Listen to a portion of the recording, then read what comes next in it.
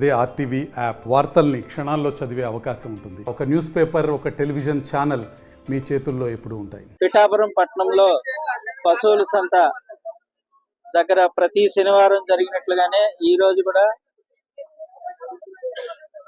పశువుల క్రయ విక్రయాలు జరుగుతున్నాయి.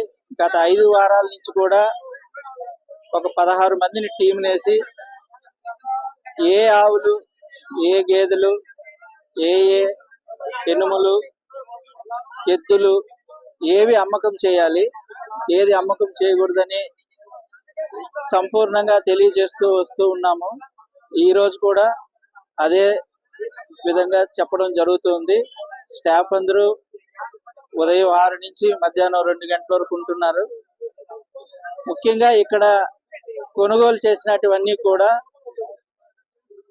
వధించి మాంసం విక్రయించేస్తున్నారని చాలా అభియోగాలు వస్తున్న నేపథ్యంలో ఖచ్చితంగా అమ్మేవారి పేరు, ఫోన్ నెంబరు, ఆధార్ నెంబరు, అలాగే కొనుగోలు చేసే వాళ్ళ పేరు, ఆధార్ నెంబరు, ఫోన్ నెంబరు, అలాగే ఏ వెహికల్ ఎక్కడి నుంచి ఎక్కడికి ట్రాన్స్పోర్ట్ అవుతుంది ఆ డీటెయిల్స్ తీసుకోవడం, ఏవేవి పశువుల అమ్మకంకి ఈ రోజు జరుగుతున్నాయి, ఎవరు అమ్ముతున్నారు, ఆ పశువు వివరాలు కూడా క్రోడీకరించడం జరుగుతుంది.